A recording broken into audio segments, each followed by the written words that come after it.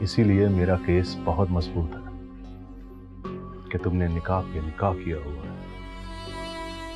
अब देख लो फाखरा बेगम, तुम पर हुदूद का केस लागू होता है और जिसकी सजा संसार है। मेरी जान को खतरा है यहाँ पे। किससे? कहाँ है खतरा? सरदार खान से। तो फिर कर दो। बेवफाई का कुछ तो सिला मिलना चाहिए ना। गुड, सिला तो मैं देकर ही जाऊंगा। बाबा साईं, जावेद को गोद में रोकने की क्या जरूरत थी?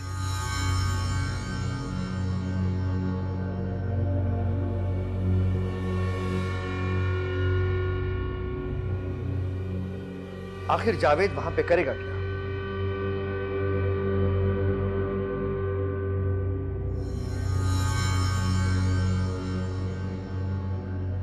बाबा साईं नसरीन और नूरा कब पहुंच रही है?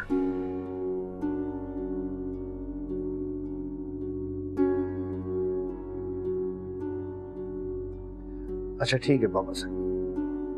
अब मेरी अम्मा ने ऐसा भी कुछ नहीं कह दिया जिसको बुनियाद बना के तुमने और तुम्हारे अब्बा ने आसमान सर पर उठा लिया। एक तो मैं तुम्हारी जुबान से तंग था और दूसरी इसको दो धारी बनाने के लिए तुम्हारी माँ चली आई। अरे क्यों ना आए, मैं उनकी अकलौती बेटी हूँ, मुझ में तो उनकी जान है। वाह वाह वाह वाह वाह। और वो अपनी इस जान के लिए किसी की भी जान लेने के लिए तैयार है? क्या बात। तुम छोड़ो इन बातों को, तुम जाओ और घर की फाइल का मामला हल करो। अब्बा जी तो सांप बनकर बैठ गए हैं दौलत को।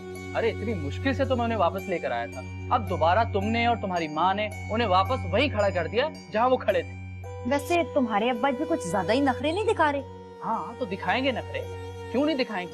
अरे मोहतरमा, जिसके पास पैसा होता है ना, उसके नाज और नखरे दोनों ही सस्ते होते हैं। ऐसा करो कि तुम चले जाओ अब्बा जी की तरफ, अम्मा जी की तरफ से उनसे माफी मांग लो। मोहतरमा, अब्बा जी इतने भोले नहीं, वो जानते हैं तुम्हारी माँ और माफी ये दोनों मुत्ताज चीजें हैं। अच्छा ठीक है, तुम जाओ तो अब्बा जी के पास, उनसे अम्मा जी की तरफ से माफी मांग लो। अगर वो नहीं मानते तो फिर मैं तुम्हारे साथ चलूंगी।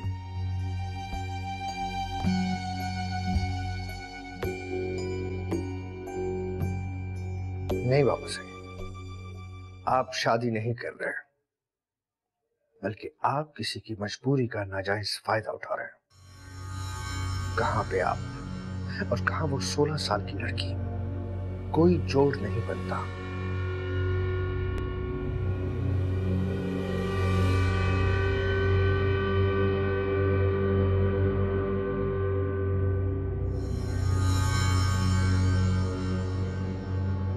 बाबा साईं, आपने अपने साथ के सिवा कभी किसी दूसरे का नहीं सोचा। मेरी बात हुई थी सर से, आप बिल्कुल भी परेशान ना हो माजिद साहब। अब आप हमारे इस नेटवर्क में शामिल हो गए, तो आपकी हिफाजत की जिम्मेदारी भी हमारी है। जी वो तो हम जानते हैं अच्छी तरह इस बात को, लेकिन एक नई मुसीबत आन खड़ी है। कैसी मुसीबत? फाखरा जी है ना, उनके शौहर वापस आ गए और उन्होंने ये दावा किया है कि उन्होंने फाखरा जी को कभी तलाक दी ही नहीं। ये तो बहुत बड़ा मसला हो जाएगा। और नहीं तो क्या। लेकिन ये कैसे मुमकिन है? हमारी जिंदगी में हर बात मुमकिन है। लेकिन ये तो सीधा सीधा हुदूद का केस है। जी मालूम है हमें। अच्छा माजिद साहब, आपने फाखरा से ये पूछा कि क्या उनके पास कोई ऐसा एविडेंस मौजूद है जो हम कोर्ट में दिखा सकें? कोई एविडेंस नहीं है। असल में फाखरा जी ने खुद तलाक ली थी और मेहर के बदले उन्होंने बेटा रफीक को दे दिया था। अब रफीक मियां का कहना यह है कि उन्होंने तलाक दी नहीं, बल्कि फाखरा जी ने उनका बेटा भी छीन लिया। अरे छोड़े माजिद साहब, ये सब कुछ पैसों का चक्कर है। अभी उस शख्स के मुंह पे पैसे मारेंगे ना, उसका मुंह खुद ही बंद हो जाएगा। अरे कल ही 5 लाख रुपए मुंह पे मारे उनके। अरे ये तो सीधा सीधा ब्लैकमेलिंग है। और नहीं तो क्या। समझ नहीं आ रहा क्या करें। परेशानियां हैं कि खत्म होने का नाम ही नहीं ले रही। के बाद एक नई मुसीबत। कैसी हो नसरीन? गाँव में सब ठीक है? अम्मा बाबा? जी भाई, अल्लाह का शुक्र है, वहाँ सब कुछ ठीक है। ये यहाँ कैसे? माहीन को तो काफी टाइम हो गया। खैर इसकी बात छोड़ो। कैसे छोड़ दूं भाई? मुझे अच्छे से याद है कि हमारे घर में पहला झगड़ा इन्हीं की वजह से हुआ था ना। मेरी वजह से? क्या मतलब साईं? अरे नहीं माही, नसरीन को गलतफहमी हुई है। भला माहीन का हमारे घर के मसले में क्या ताल्लुक? मुझे गलतफहमी हुई है।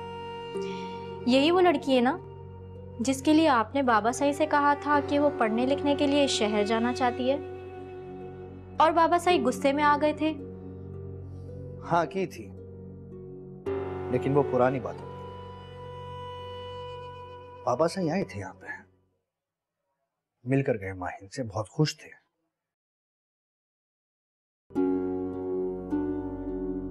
ये कैसे हो सकता है? बाबा साईं ने तो चलते वक्त भी मुझसे कहा था कि इस घर से माहिन को निकाल कर ही वापस आना।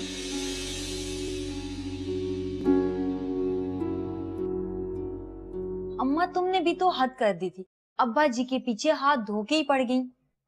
अरे तेरा ससुर बहुत चालाक है, जानता है ना मेरे आगे 2 मिनट नहीं ठहर सकता, इसीलिए तो चला गया कि कहीं भेद ना खुल जाए।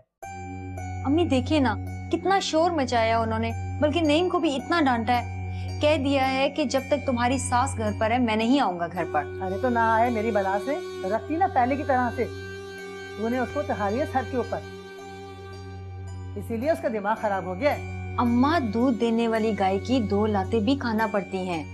मैं नहीं चाहती कि अब्बा जी गुस्से में आकर अपनी सारी दौलत किसी यतीम खाने में दे दें। अरे ऐसे कैसे दे देगा, अपनी मियाँ से कह देना मैं कहीं नहीं जाने वाली, जब तक मेरा दिल चाहेगा मैं यहाँ रहूंगी अपनी बेटी के पास। अगर उसके पेट में अपने बाप की मोहब्बत के मरोड़ उठ रहे हैं ना तो उठते रहे। अरे अम्मा तुम कैसी बातें करती हो, नईम ने कब ये कहा कि तुम यहाँ से चली जाओ? अरे कहकर तो देखा है, फिर देखती हूँ कैसे कहता है। अच्छा अम्मा ये बताओ कि मेरे लिए और सलीम के लिए तुम लेकर क्या आई हो? कुछ नहीं लाई मैं किसी के लिए।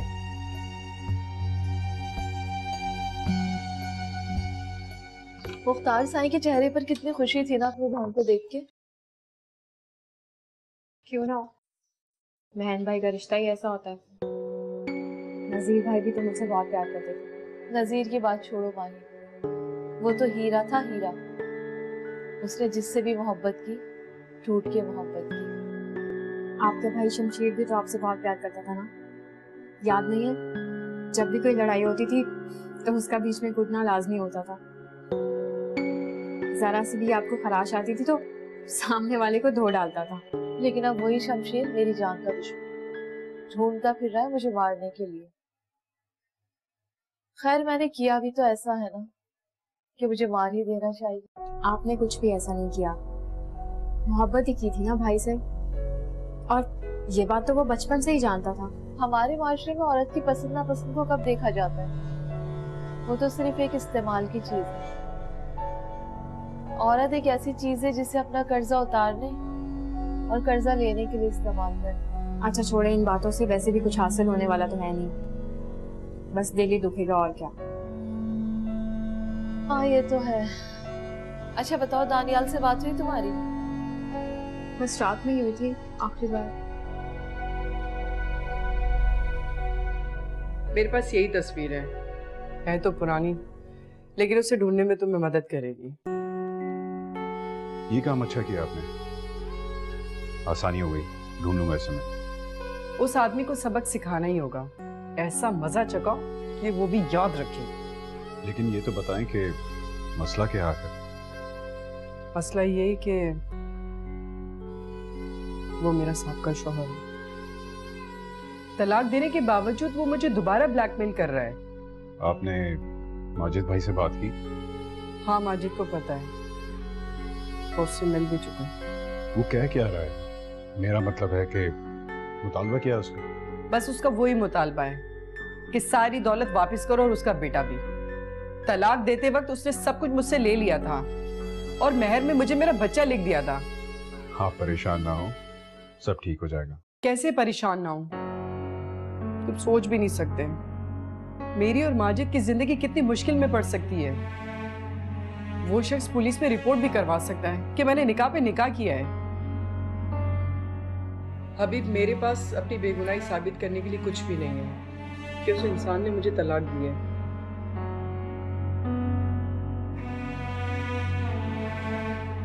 वैसे माजिद साहब, आपके पास ये अच्छा मौका है फाखरा से जान छुड़ाने का। कैसी बातें कर रही हैं आप महविश? फाखरा जी बीवी है हमारी, और फिर सबसे बढ़कर उन्होंने हमारा बुरे वक्त में साथ दिया। अब उन पे बुरा वक्त आया तो हम उनको अकेला कैसे छोड़ दें? हदूद का केस बन सकता है आप पे माजिद साहब, क्योंकि ये बात आप अच्छी तरह से जानते हैं कि फाखरा के पास उनकी तलाक का कोई सबूत नहीं है। जी, अच्छी तरह से जानते हैं।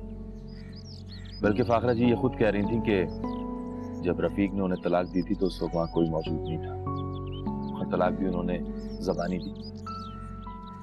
वैसे मैं ये बात तो अच्छी तरह से जानती हूँ कि आप फाखरा के साथ बहुत मुखलिस हैं, लेकिन आप ये जानते हैं कि उन्होंने आपकी जान को खतरे में डाल दिया है, ये मत भूलें। जिंदगी और मौत अल्लाह के हाथ में है। वो कहते हैं ना कि मुद्दई लाख बुरा चाहे तो क्या होता है, वही होता है जो मंसूर खुदा होता है।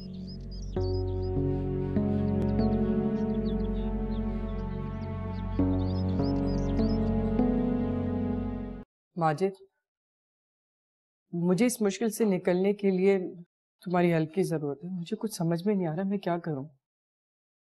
आप एक काम करें, आप उसे घर पे बुलाएं, मैं बात करता हूँ उससे, देखता हूँ कितने पैसे लेकर हमारी जान छोड़ेगा वो। आप परेशान ना हो। अभी वो बहुत लालची है, इतनी आसानी से वो नहीं मानेगा। फाखरा जी, पहले की बात और थी, पहले आप अकेली थी, अब हम आपके साथ हैं, बल्कि हम सब आपके साथ हैं। शुक्रिया माजिद। इसमें शुक्रिया की क्या बात है फाखरा जी? आप हमारी बीवी हैं, आपकी इज्जत जानो माल की हिफाजत करना हमारा फर्ज है। बिल्कुल फाखरा मैडम, माजिद भाई बिल्कुल ठीक कह रहे हैं। क्या ये ठीक रहेगा कि मैं रफीक को घर पे बुला लूं? आप क्या समझती हैं कि आप नहीं बुलाएंगी तो वो नहीं आएंगे? आप नहीं बुलाएंगी तब भी वो आ जाएंगे। इससे बेहतर है कि उनको बुलाएं, उनसे बैठ के बात करते हैं कि क्या अज़ाइम है उनकी। वैसे मैंने जावेद से भी बात कर ली है, बाकी के सारे मामला वो भी देख सकता है। जावेद? जावेद कौन है और क्या जरूरत है उससे ये मामला डिस्कस करने की? काम का बंदा एक। वैसे तो हम कोशिश करेंगे कि सीधी तरीके से मान जाए, अगर नहीं माना तो उंगली टेढ़ी करना आता है। बस ये मामला मेरे अपने हैं, मैं नहीं चाहती कि पुलिस थाने का कोई चक्कर हो। इसकी आप फिक्र ना करें, मैं सारे मामला देख लूंगा।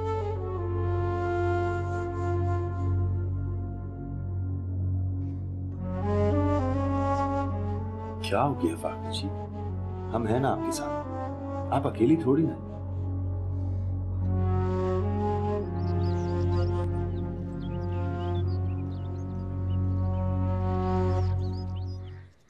क्या हो गया माही? अच्छा मेरी बात सुनो। रहने दे साईं, जो बात सुननी थी वो आपकी बहन सुना चुकी है, और आपके बाबा जान का फैसला भी। अगर तुम नसरीन की बात को दिल पर लगा कर बैठो तो ऐसा ना करो, क्योंकि माहिर तुम अच्छी तरह जानते हो कि नसरीन की परवरिश कोर्ट में हुई है, कम पढ़ी लिखी है, अभी सही से नहीं जानती कि किससे किस वक्त क्या बात करनी, फिर वो जबान की भी बहुत तेज है। अब तुम इन बातों पर ध्यान दोगी तो कुछ भी है साईं, है तो आपकी बहन ही ना, और फिर उसने आपके बाबा जान का फैसला भी तो सुना दिया कि वो मुझे यहाँ से निकालने के लिए आई है। आप उसे बता दें कि मैं तो पहले से यहाँ से जाने को तैयार हूँ, पर मेरी तो किस्मत ही ऐसी है कि। जरा सी बात को बढ़ाओ मत माही। हाँ मैं मानता हूँ तुम्हारा दिल दुखा है, और नसरीन की तरफ से मैं तुमसे माजरत चाहता हूँ। आप क्यों माजरत कर रहे हैं साईं? मैं तो नहीं चाहती कि आप मुझसे माजरत करें, मैं ऐसा कुछ नहीं चाहती। अब इस बात को यहीं पे खत्म कर दो। वैसे भी चंद दिनों के बाद तुम इंग्लैंड चली जाओ, इसलिए अपने दिल को जलाने से कोई फायदा नहीं साईं, हम छोटे लोग हैं ना, इन बातों के आदी होते हैं। आप बिल्कुल फिक्र न करें इन सब बातों की। तुम फिर वही बात कर रही हो माही। खत्म करो इस मौजूद को और चलो अंदर चल के बैठो। आप चले, मैं आती हूँ।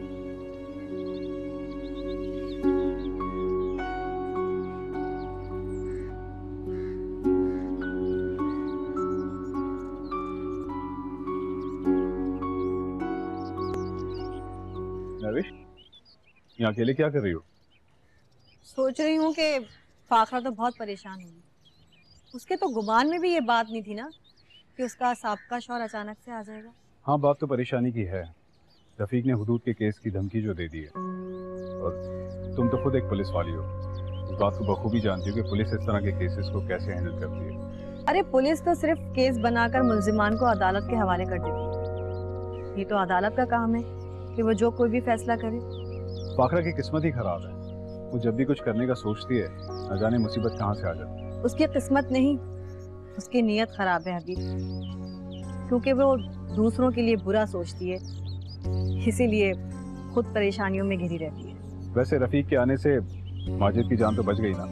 हाँ, ये अलग बात है कि फाखरा को माजिद की अब ज्यादा जरूरत है। मेरे ख्याल से माजिद साहब को इस सिचुएशन से फायदा उठाना चाहिए। कैसा फायदा? माजिद क्या कर सकता है? यही कि फाखरा पे दबाव बढ़ा दे।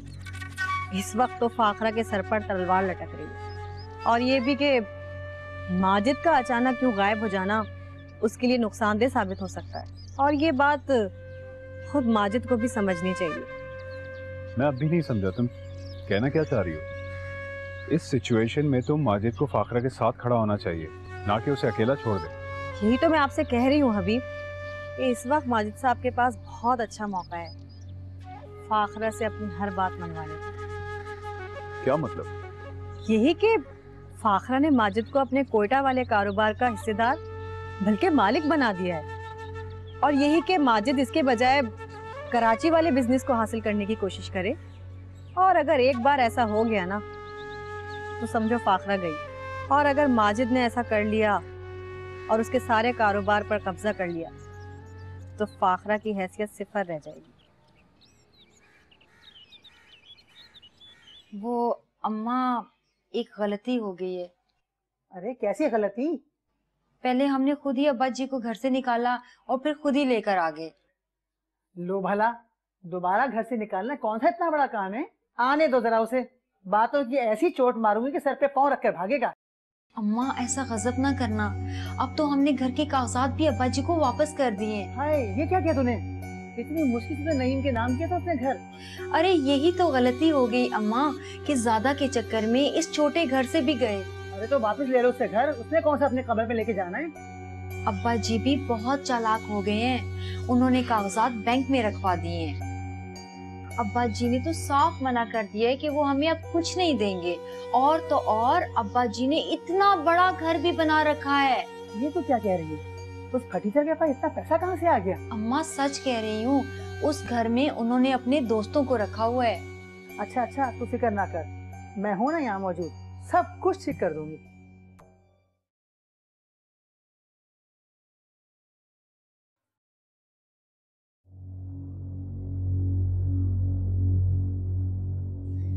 तुम शहर आकर गांव के आदाब भूल गई हो?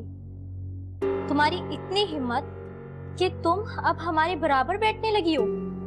अदीब, मैंने क्या कर दिया? तुम और तुम्हारे शौहर की वो बहन यहाँ क्या कर रहे हैं? अदिया, गुस्सा क्यों कर रही हैं? अगर आपको अच्छा नहीं लगता मैं चली जाती हूँ, नहीं बैठूंगी आइंदा आपके बराबर। यही अच्छा होगा। और ये अधी अधी क्या लगा रखा है? बीबी साहिबा बोलो। जी बीबी साहिबा। तुम लोग वहाँ हमारे कदमों में बैठने वाले, यहाँ मेरे भाई के घर पर मालिक बनकर बैठे हो। देखिए बीबी साहिबा, मुख्तार साईं के हम पर बहुत एहसान आते हैं, इसलिए मैं आपकी इतनी देर से बातें सुन रही हूँ, वरना मुझे भी जवाब देना आता है अच्छी तरह से आपकी बातों का। बड़ी हिम्मत आ गई, दादन खान की बेटी को जवाब दे रही हो। शायद तुम भूल गई हो, घर से भागकर तुमने पूरे गांव की इज्जत को दागदार कर दिया था। मैं अपनी जिंदगी की मालिक हूँ, मैं क्यों भुगतूं किसी के किए का भुगतान? भुगतान तो तुम्हें भुगतना पड़ेगा शहनाज। और वो माही जो मेरे भाई पर नियत लगाए बैठी है ना, उसे तो मैं सुकून से नहीं रहने दूंगी।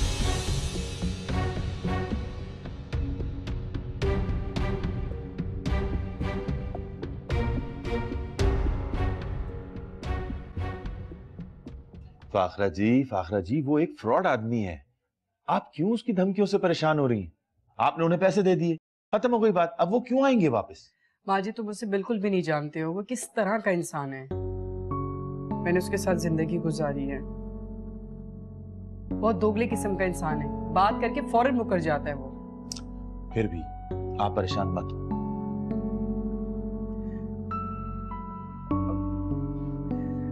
माजिद, क्या ऐसा हो सकता है कि हम लोग कुछ अरसे के लिए मुल्क से बाहर चले जाएं? फाखरा जी, हम ऐसा कुछ नहीं करेंगे, क्योंकि अगर हमने ऐसा किया तो हमारे पीछे से वो हम पे मुकदमा भी डाल सकते हैं। आप समझ रही ना हमारी बात? हमें इन सब चीजों को फेस करना है, और अगर हम यहाँ रहेंगे तो इस तरह हम उन पे नजर भी रख सकते हैं। समझ रही ना आप हमारी बात? फाखरा जी, परेशान मत हो, हम आपसे कह रहे हैं ना, हम आपके साथ हैं।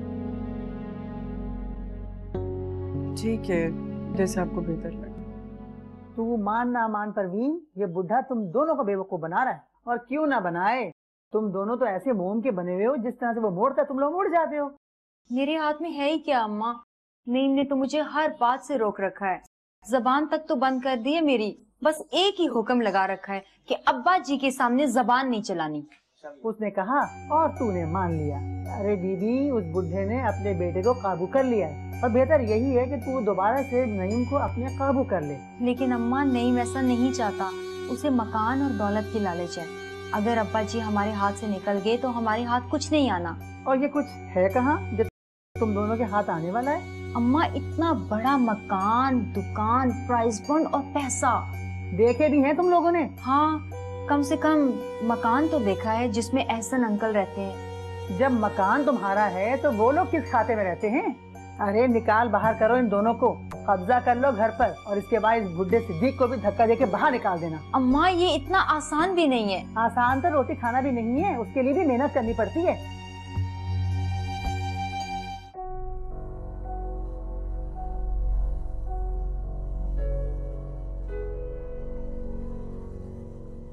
इज्जत अफजाई कर दी बीबी जी ने, इसीलिए कहते हैं इंसान को अपनी औकात में रहना चाहिए।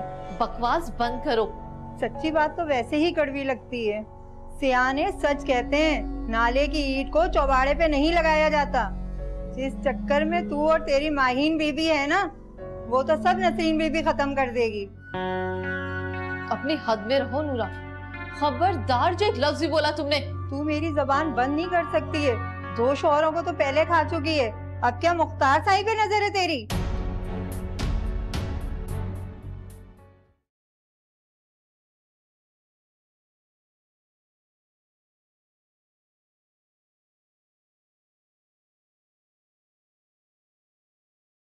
क्या हुआ भाई, बहुत देर कर दी?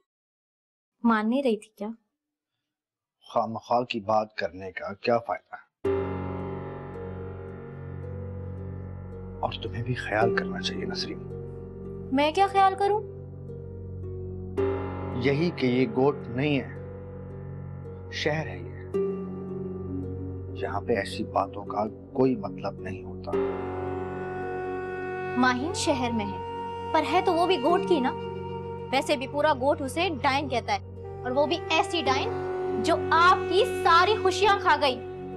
इसीलिए नफरत है मुझे उससे। दिल तो करता है गोली मार दूं उसे। नसरीन, तुम कैसी बातें कर रही हो? मैंने तुम्हें गोट से इसलिए यहाँ पे नहीं बुलवाया था कि तुम यहाँ का माहौल ना खुशगवार कर दो। भाई, आप उस 2 टके की लड़की के लिए मुझे बुरा बोल रहे? आपने इसीलिए बाबा साईं से मिन्नतें करके मुझे शहर बुलवाया कि आप इस तरह मेरी बेइज्जती करें? ऐसा कुछ नहीं है नसरीन, तुम खामखा अपना दिल बुरा कर रही हो। मैं तो बस तुम्हें समझाने के लिए कह रहा हूँ। आप आज तक इस चुड़ैल के चक्कर में, इसीलिए आपने भाभी का दिल भी तोड़ा। उस बेचारी को रोग लग गया, उठते बैठे वो माहिन को बद्दुआएं देती थी, और एक दिन इसी माहिन ने भाभी की जान ले ली। ये गलत बात है। माहिन ने नहीं, बल्कि उसके जिस्म पे पहले कैंसर ने उसकी जान ले ली। हाँ, कैंसर था वो, पर उसका नाम माहिन था। उस कैंसर ने भाभी के दिल, दिमाग और जिस्म पर कब्जा कर लिया था। खून के आंसू रुलाए थे, वो तड़प तड़प के मर गई। भाभी की मौत की जिम्मेदार यही माहीन है, सिर्फ और सिर्फ माहीन है भाई। अरे यही तो आपको बता रहे हैं, आप हमारी बात समझने की कोशिश नहीं कर रहे। असल में बात यह है कि हम खुद परेशान हैं। इस वक्त परेशानी ऐसी आई हुई है कि हम आपको क्या बताएं। हेलो हेलो किधर मियां, कहाँ घुसे चले जा रहे हैं आप? हैं? किया तो तुमने जुर्म है जो मेरी बीवी से निकाह पे निकाह किया, लेकिन एक मुसलमान होने के नाते मेरा फर्ज बनता है कि मैं तुमसे इखलाक से पेश हूँ। खूब इखलाक नजर आ रहा है आपका हमें। ये है आपका इखलाक? बगैर पूछे किसी के भी घर में घुसे चले जाएं। क्यों जा रहे हैं आप अंदर? किससे मिलने जा रहे हैं? अपनी बीवी को एक नजर देखने आया हूँ, और क्या। ज्यादा बकवास करने की जरूरत नहीं है। जो खेल आप खेलना चाह रहे हैं ना, वो हम आपको कभी भी नहीं खेलने देंगे। सुन लिया आपने? पहला प्यार। और सॉरी, यूं कहूंगा कि नया नया प्यार लग रहा है। तो पहले प्यार की तो हमारी उम्र ही गुजर चुकी है। शराब ज्यादा तमाशा बनाने की जरूरत नहीं है, समझे आप? तो ठीक है, घर के अंदर चलते हैं, आमने सामने बैठकर बात कर लेते हैं। फालतू बातें करने की जरूरत नहीं है। डिमांड बताएं, डिमांड बताएं अपनी। कितने पैसे लेंगे आप फखर जी को तलाक देने के? और अगर यही बात मैं तुमसे कहूं तो? आप शायद ये भूल रहे हैं कि आप उन्हें तलाक दे चुके हैं और वो इस वक्त हमारी बीवी है, हमारे निकाह में है। इस बात का क्या सबूत है कि मैंने तुम्हारी बीवी को तलाक दी? बंद कमरे में हुई बात को साबित करने के लिए तुम्हें बड़ी मेहनत करना पड़ेगी मिस्टर माजिद। इसीलिए कह रहा हूं कि अंदर चलो और बैठ के आमने सामने बात कर लेते हैं।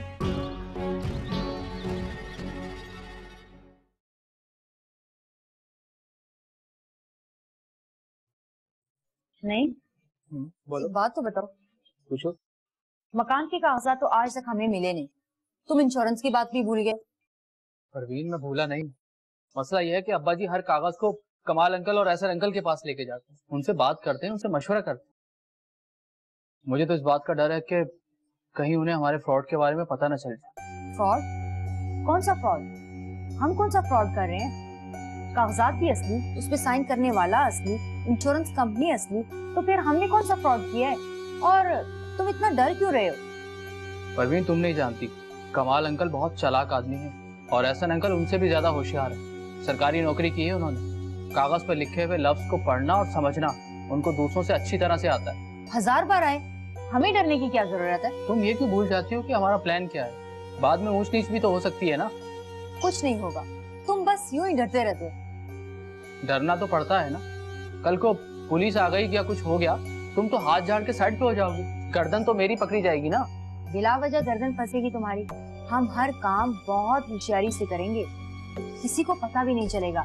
वैसे भी अब्बा जी की उम्र इतनी हो चुकी है कि किसी को पता तक नहीं चलेगा कि अब्बा जी के साथ हुआ क्या। तुम इतना घबरा क्यों रहे हो? अच्छा चलो ये बताओ, तुम वकील से कागजात ले आए?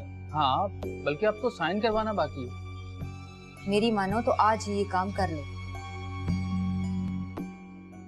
इन दोनों को तो यहाँ मजे करते देखकर मेरा खून ही खौल गया। कितने बेशर्म है दोनों के दोनों। बीबी जी, जिसने की शर्म उसके फूटे करम। जरा सी बेशर्मी से खुद की जिंदगी तो आसान है ना, मजे से रहना, खाना पीना, कोई परेशानी नहीं है इन्हें। बीबी जी, आप मुख्तार साईं को समझाएं कि इन दोनों चुड़ैलों को यहाँ से भेज दें। भाई की आंखों पे तो पट्टी बंधी हुई है। वो तो पहले इस माहिन के पीछे ख्वार थे और अब फिर वही गलती कर रहे हैं। मुझे तो समझ में नहीं आता, माहिन का शौहर उसे अकेला कैसे यहाँ छोड़कर चला गया। देख ली होगी कोई इसकी हरकत, बेचारा चला गया होगा शर्मिंदा होकर। बड़ा ही बेगैरत था, मार कर जाता तो मर्द कहते। बड़ा ही बुज़दिल निकला। मुझे तो लगता है कि ये भी कोई ड्रामा है। इस माहिन और शहनाज दोनों ने मिलकर उसको मार दिया होगा। दीदी जी, ये भी तो हो सकता है, हमें क्या मालूम वो सच बोल रही है कि झूठ। वैसे भी कौन देखने वाला है उन्हें। तो ये तो ज्यादा खतरे की बात है। इसका मतलब कि मेरे भाई की जान को खतरा है।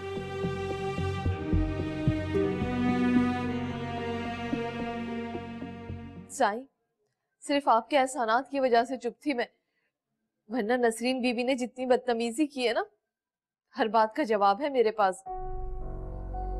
शहनाज वो गांव से आई है, तालीम नहीं है उसके पास, बात करने का सलीका नहीं है। हाँ, उसने गलत बात की है, मैं माजरत चाहता हूँ, मैं माफी मांगता हूँ तुमसे। साईं, आप क्यों माफी मांग रहे हैं? आप बस हम पर एक मेहरबानी कर दीजिए, जब तक नसरीन बीबी यहाँ पर है, आप हम दोनों को कहीं और भिजवा दें। कहाँ भिजवा दूं? मेहमान हो तुम हमारी, इज्जत हो। मैं नसरीन को समझाऊंगा। वो नहीं समझेंगी, और वैसे भी वो कुछ दिनों के लिए यहाँ पर आई हुई है। वो जब तक यहाँ पर है, हमें कहीं और चले जाना चाहिए। हमने उन्हें अंदर नहीं बुलाया था। पहले सबसे पहले आप ही ने उनको अंदर बुलाया था, और वो बाहर खड़े हुए शोर मचा रहे थे। इससे पहले कि पूरा मोहल्ला सुनता, हमने कहा अंदर चल के बैठ के बात कर लेते। मैं उसकी शक्ल भी नहीं देखना चाहती हूँ। अरे तो हम कब कह रहे हैं आप उनकी शक्ल देखें? आप मत देखिएगा उनकी शक्ल, दूसरी तरफ मुंह करके बैठ जाइएगा। लेकिन बात तो करनी है ना, बताएं। बात करेंगे तो बात बनेगी। वो कुछ भी कर सकता है। अरे फाखरा जी, कुछ नहीं कर सकते हो, फिर क्यों घबरा रही हैं? हम है ना आपके साथ, देख लेंगे उन्हें। सर, मेरे ख्याल से तो फाखरा की लाइफ में काफी टर्न एंड ट्विस्ट हैं।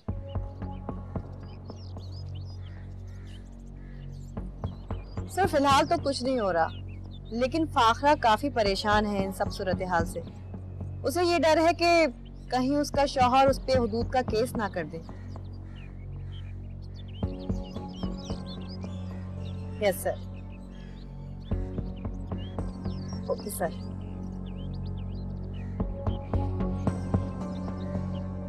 जिस बात का डर था वही हुआ। बहुत बुरी है ये नसरीन, अच्छी तरह से मैं इसे जानती हूँ। बुरी नसरीन नहीं है, मेरी किस्मत ही बुरी है, और बुरी किस्मत के साथ लड़ा तो नहीं जा सकता। माहिन, तुम बिल्कुल भी फिक्र नहीं करो, ये तुम्हें कोई नुकसान नहीं पहुंचा पाएगी। और तुम्हें कौन सा मुस्तकिल यहाँ पे रहना है? कुछ दिनों के बाद तुम चली जाओगी दानियाल के पास लंदन।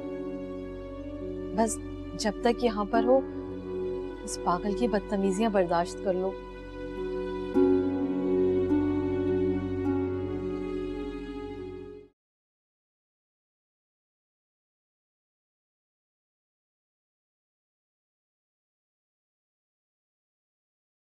इधर आओ, मेरी बात सुनो। हाँ, खैरियत? इधर फाखरा मैडम का साहब का शोहर बैठा है। उसे अंदर किसने बुलाया? जाहिर बात है मैडम, फाखरा नहीं, अब माजिद भाई ने, और कौन बुलाएगा उसे? हबीब, मेरे जहन में एक आइडिया आया। क्यों ना हम इसकी बातें छुप के रिकॉर्ड करें? इस तरह से कम से कम ये किसी को ब्लैकमेल नहीं कर सकता। आइडिया बुरा नहीं है। अच्छा है, जब तो दिया है। लेकिन रिकॉर्ड कैसे करेंगे? इसकी फिक्र आप नहीं करें, मैं एक पुलिस ऑफिसर हूँ, मेरे पास ऐसी बहुत सारी चीजें होती हैं। ठीक है, जल्दी जाकर ले आओ। आप मेरे साथ ऊपर आए, मेरे पास कुछ सामान है, हमें इनकी बातें सुनने में आसानी होगी।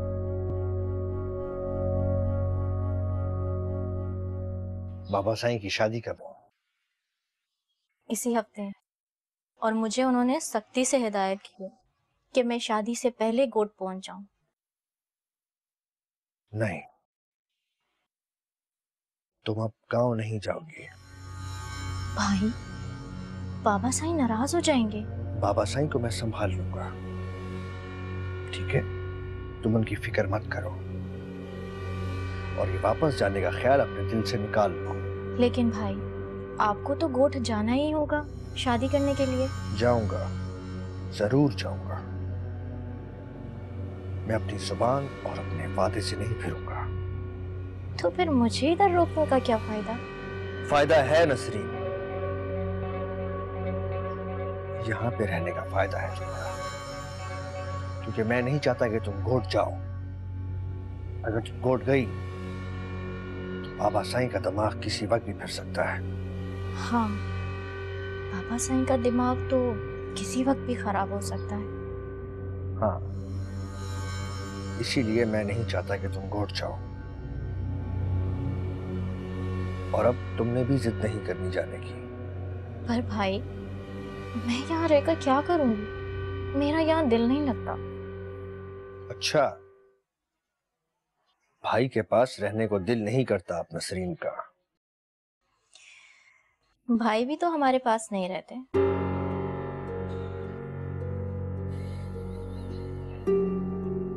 तुम जानती हो नसरीन, उस घर में बाबा साईं से मेरी नहीं बनती। लेकिन उस घर में और लोग भी हैं भाई। लेकिन आप हैं कि आपको माहिन से फुर्सत ही नहीं मिलती।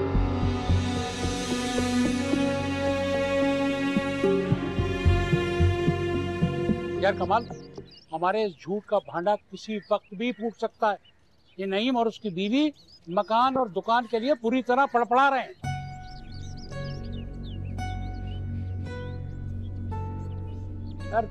यार बात तुम्हारी ठीक है कमाल, लेकिन जो मैं कह रहा हूं ना वो तुम समझ नहीं रहे हो।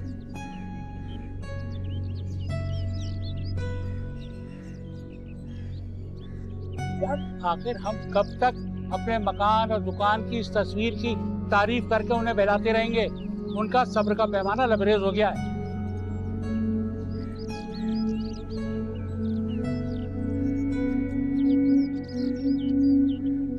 नहीं यार देखो, मैं शुरू से ही इस बात के खिलाफ था, लेकिन तुम और मिर्जा मेरी बात नहीं मान रहे थे।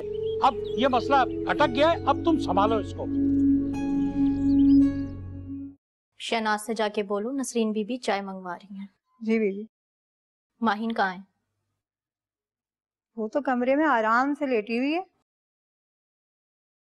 हमारे घर में आग लगाने वाली यहाँ आराम फरमा रही है। बीबी जी मेरी बात माने, इस लड़की को यहाँ से निकाल दें। जब तक ये यहाँ रहेगी मुख्तार साईं शादी नहीं करेंगे।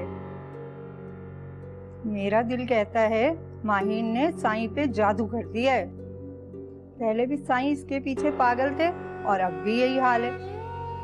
वो तुम मुझ पे छोड़ दो। साईं का पागलपन तो मैं बहुत जल्दी दूर कर दूंगी। एक बार ये लड़की मेरे भाई की जिंदगी से निकल जाए, फिर तो ना माहिन ना शहनाज। मेरी माँ ने शमशेर खान को शहनाज की इत्तला दे दें। शमशेर खुद आकर इसको ले जाएगा। बात तो तेरी ठीक है। इन दोनों का कुछ करना पड़ेगा। जो करना है बीबी जी जल्दी करें, कहीं मुख्तार साईं आपके हाथों से दोबारा ना निकल जाएं। उसकी तुम फिक्र नहीं करो।